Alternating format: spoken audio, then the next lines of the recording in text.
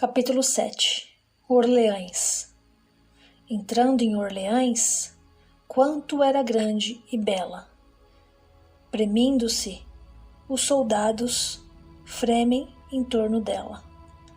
Para os abençoar, mães, os filhos lhe mostram, e à medida que avança, eis que todos se prostram.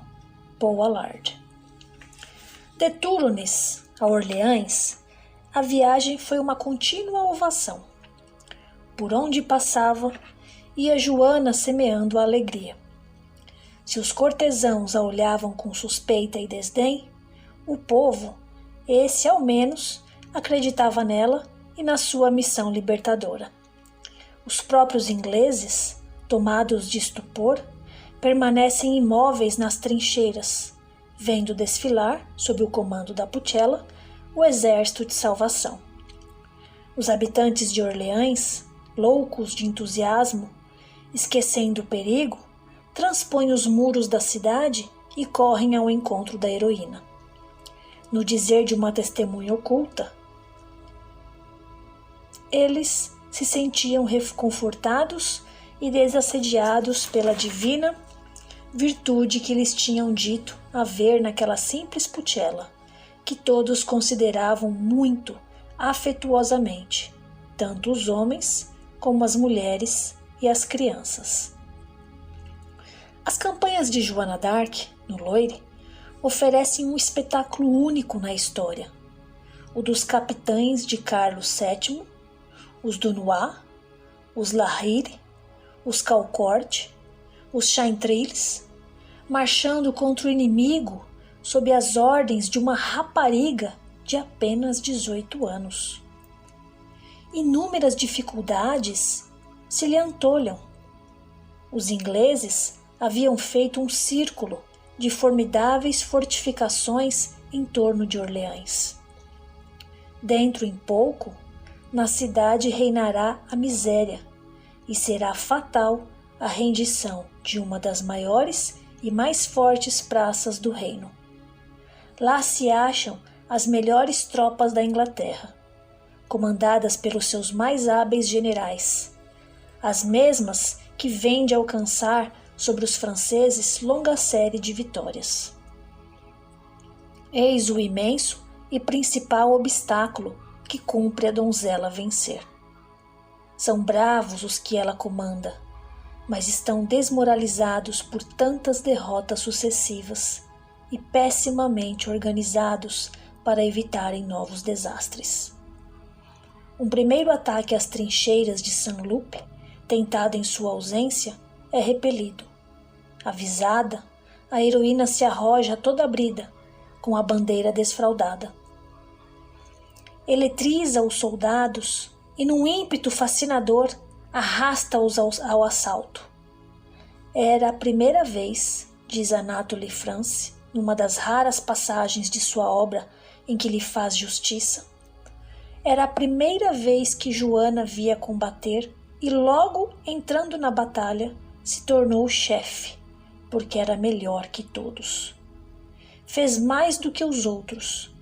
Não que fosse mais versada do que eles em coisas de guerra. Era-o muito menos, mas por ter o coração mais abnegado. Quando cada um pensava em si, ela pensava em todos. Quando cada um tratava de se resguardar, ela a tudo se expunha, pois de antemão se votara sem reserva ao sacrifício. Assim, aquela criança, que como qualquer criatura humana, temia os sofrimentos e a morte, a quem suas vozes, seus pressentimentos haviam anunciado que seria ferida, tomou lugar à frente dos guerreiros e, sob uma chuva de projéteis arremessados pelas bestas e colubrinas, permaneceu de pé, à borda do fosso, empunhando o estandarte, para manter unidos os combatentes. Com esse vigoroso ataque, conseguiu romper as linhas inglesas. Uma a uma, as fortificações foram tomadas e em 3 dias Orleães estava livre do cerco. Depois os combates se sucedem, como relâmpagos num céu de fogo. Cada assalto é uma vitória. Jargueu, Emeung, Ebiungente. Finalmente, em Pattaya, os ingleses são batidos em campo raso e o general Talbot, que os comandava, cai prisioneiro. Em seguida, as tropas libertadoras marcham sobre Remos e Carlos VII é sagrado rei da França.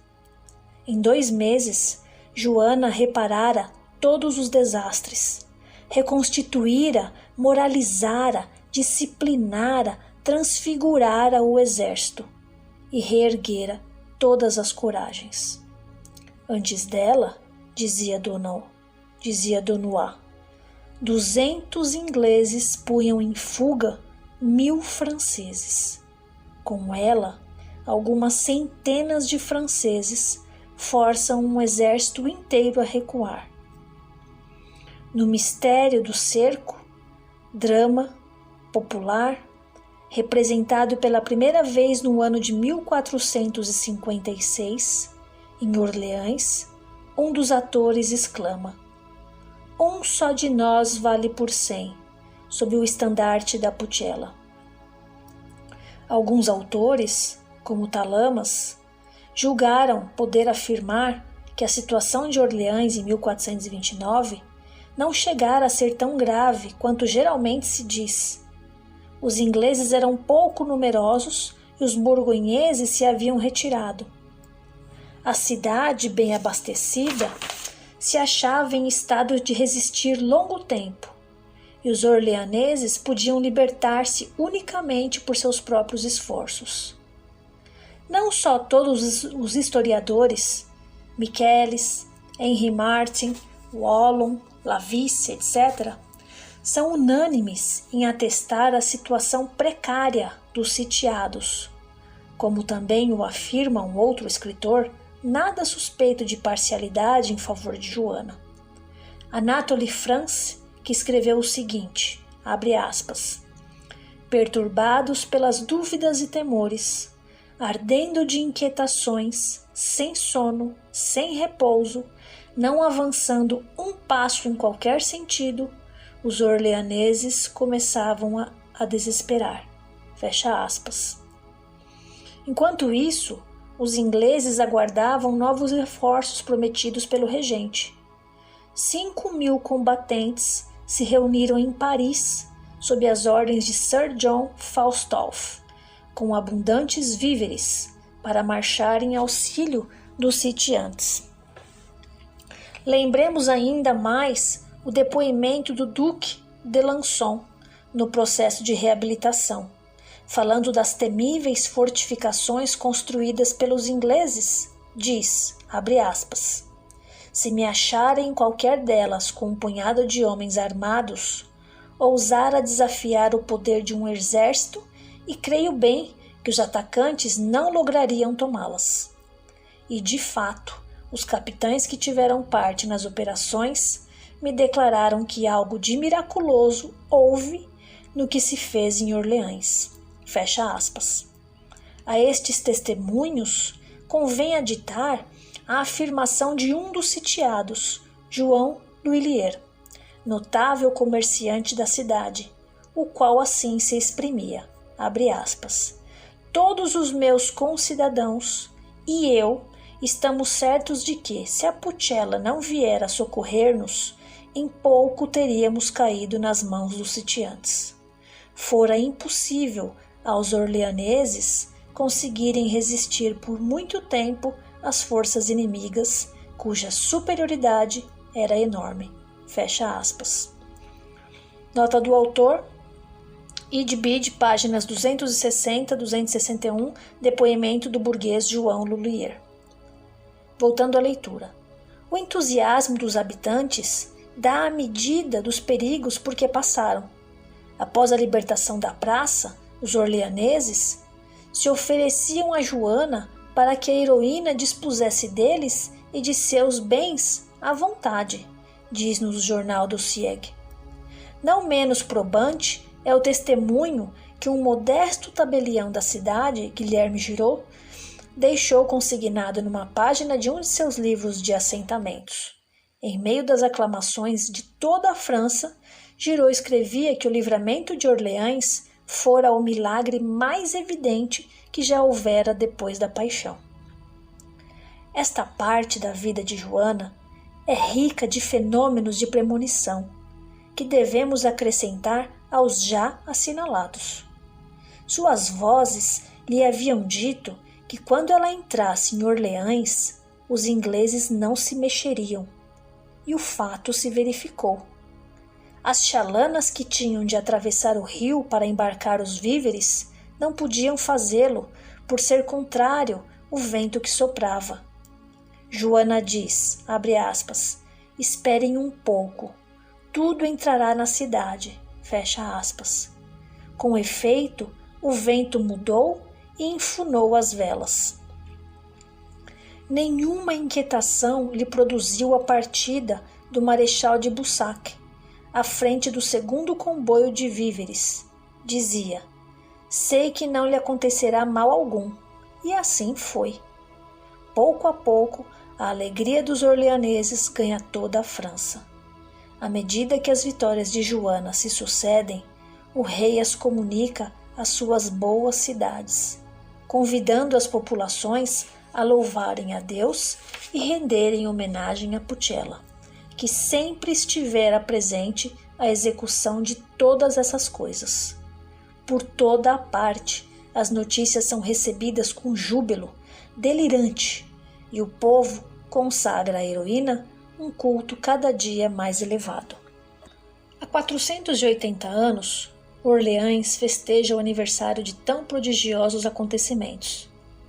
Graciosamente convidado pelo Maire, tive ocasião de assistir a muitas dessas solenidades.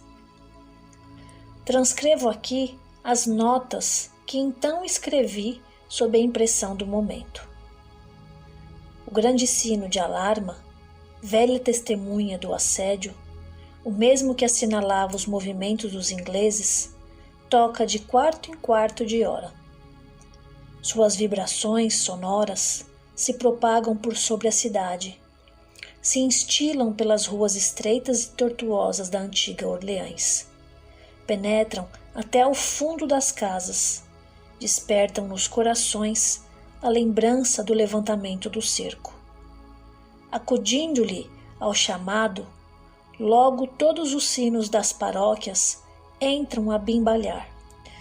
Suas éreas vozes se elevam no espaço e formam um concerto portentoso, em que predominam as notas graves do grande sino, sons que impressionam as almas sonhadoras. A cidade inteira se apresenta enfeitada e empavesada. Por cima dos edifícios flutuam bandeiras. Nas sacadas e janelas misturam-se os pavilhões nacionais e os estandartes com as cores e as armas da Pucella. A multidão enche as ruas e praças. Abundam forasteiros, vindo, um dos arredores, outros de pontos longínquos da França e até do estrangeiro. Significativa particularidade. Todos os anos, grande número de ingleses vem participar das festas da Virgem Lorena. Entre os prelados franceses, via-se o cardeal Vogue, arcebispo de Westminster. Um povo que procede assim não é um povo sem grandeza. Em parte alguma, a lembrança de Joana d'Arc se conservou tão viva. Em Orleans, tudo nos fala da Pucella. Cada esquina de rua, cada monumento nos recorda um episódio do cerco. Durante 4 séculos, a França desconheceu sua heroína. O silêncio e a obscuridade lhe envolveram a memória. Só Orleans nunca a esqueceu. A partir de 1430, um ano depois de levantado o sítio, foram instituídas a cerimônia e a procissão comemorativa, e desde então a municipalidade e o clero, numa digna emulação, se esforçam por dar à solenidade novos atrativos, sempre que ela se repete. Espetáculo raro e tocante, todos os poderes se unem para tornar a manifestação cada vez mais brilhante. Só a memória de Joana é hoje capaz de restabelecer a união dos pensamentos e dos corações, do mesmo modo que ela, em pessoa, restabeleceu a unidade da França, no momento dos supremos desastres e do esboroamento. Na noite de 7 de maio, por volta das 8 horas, Joana, vitoriosa nas Toureles, entrava na cidade assediada. Comovedora e inolvidável cerimônia consagra anualmente a lembrança desse fato. O Maire levando à frente a bandeira da heroína, uma bandeira branca com as flores de lis bordadas a ouro, seguido pelos conselheiros municipais. Sai da municipalidade e vem até ao adro da catedral, onde passa o estandarte sagrado às mãos do bispo, que ali o aguarda cercado do clero e dos prelados estrangeiros. Sob um céu escuro, carregado de nimbos, avultam as torres maciças da Basílica de Santa Cruz. As tropas formam um quadrado, troa o canhão, o sino grande, o bordão da catedral e os das outras igrejas repicam vibrantemente.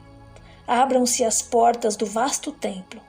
A passos lentos, o cortejo dos bispos e dos padres as transpõe e se estende ao longo dos pórticos escancarados, diante dos quais se vêem desfraldadas as bandeiras de Santo Ainhém e Santo Euverte, padroeiros da cidade. Ao clarão das tochas que os cavaleiros empunham, rutilam as mitras e os báculos. Lâmpadas que subitamente se acendem no interior das torres, as iluminam, emprestando-lhes cores fantásticas. Uma luz púrpura se derrama por sobre os florões, as ogivas, o rendilhado de pedra da fachada, as bandeiras ondulantes, as estolas e as sobrepelizes. Um frêmito, um alento forte passa pela multidão atenta e concentrada. As frontes se inclinam diante da bandeira branca, ornada de flores de lis, que lentamente sobe os degraus e desaparece embaixo das abóbodas, semelhando o fantasma da Virgem Lorena a mostrar-se no seu aniversário. As grades tornam a fechar-se, apagam-se as luzes, as harmonias emudecem, a multidão se retira e a basílica torna a escuridão e ao silêncio nas trevas da noite. 8 de maio, 10 horas.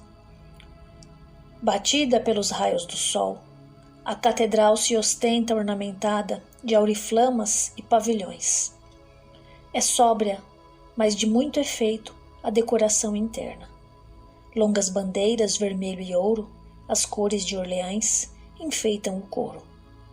Suspensos aos pilares, vêem-se os brasões do bastardo e dos outros companheiros da Pucella. Na altura do órgão, dominando todo o conjunto, as armas de Joana, num quadro virginal de alvíssimos estofos. Nenhum lugar vazio na vasta nave. A França inteira, exército, magistratura, clero, poderes municipais, burgueses, artista, está representada naquela reunião.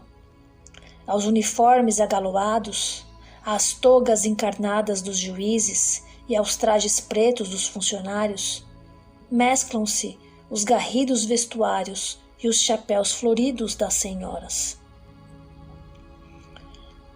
O ofício começa pela missa em memória de Joana d'Arc. As harmonias do órgão juntam-se às fanfarras de guerra e em seguida um coro de donzelas entoa as vozes de Joana do mesmo autor. As notas puras do canto descem da elevada tribuna como se fossem melodias celestes. Dir-se-ia um eco das esferas angélicas. Uma como evocação da Virgem Marte, que espírito radioso todos sentem pairando sob aquelas abóbadas. Por um instante, esquecem-se as tristezas e as dores terrenas. A impressão é grandiosa e profunda, de muitos olhos marejam lágrimas. Elevo então a Joana o pensamento. Dirijo-lhe ardente prece e um raio do sol, coando-se através das vidraças brasonadas, me banha de luz, enquanto que ao meu derredor larga sombra cobre a multidão comprimida dos ouvintes. Depois, o bispo de Orleans faz o panegírico da Pucella. Reconduz-nos à terra e, em frases calorosas, expõe a situação da cidade durante o cerco. Diz, abre aspas, certamente ela se defende bem, a nobre cidade. Paris é inglesa, seja, Orleans se conservará francesa. Paris é apenas a cabeça do reino, Orleans é o coração.